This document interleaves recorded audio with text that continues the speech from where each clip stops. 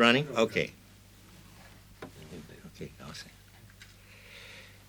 Very often in touring around the country, around the world, jazz fans, and especially piano fans, ask me how I developed my style of jazz piano playing, who were my favorite pianists as a young fellow that made the most impression on me. Well, my early life was spent at a school called Tuskegee Institute in Alabama, where my mother and father were taught school there. They weren't musicians, but they taught in the academic department.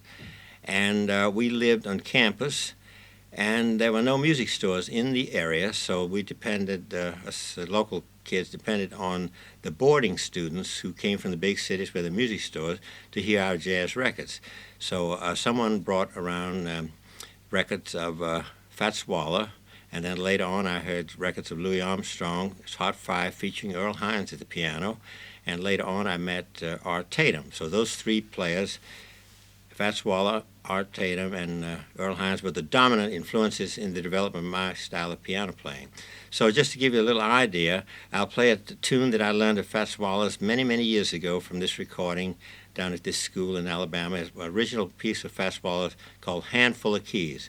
One thing about Fats and these other players that I mentioned, there were no microphones used to amplify the piano in those days, so each of the players developed a very powerful style where with no effort at all they could play the piano with great loudness and skill. And Fats Waller was a great rhythm section player, also a great solo player, and he would very often play the piano alone for people to dance. And he developed what we call the stride bass, and which is the basic 4/4 that was used in the dance band by the rhythm section those days for people to dance to. Now Fats's left hand would sound like this.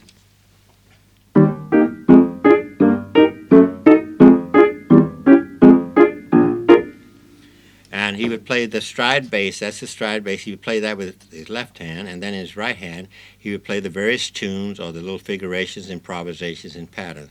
So a little bit of his tune on the stride style called Handful of Keys.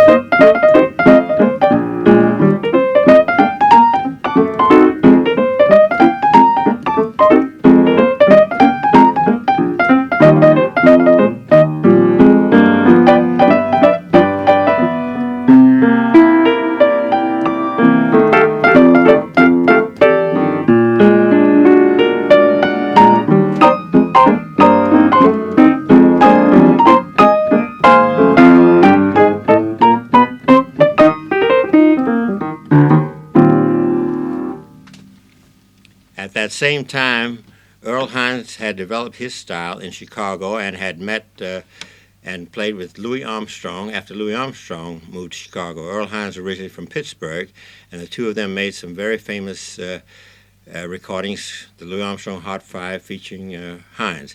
Now, what distinctive thing about Hines, he had a different technique from Fats in that he played a much more eccentric rhythm. He worked mostly with the rhythm section, where the rhythm section would play the 4/4 that Fats was playing in his left hand, and Hines was free with his left hand to do more eccentric, offbeat rhythmic patterns against a very strong octave right hand. Now, the octave right hand gives much more power than the single finger playing, and Hines was able to play piano solos with the background of a full 15-piece band with no microphone or amplification in those days. So I'd like to maybe show that little of that octave style of Earl Hines in his own composition called Rosetta.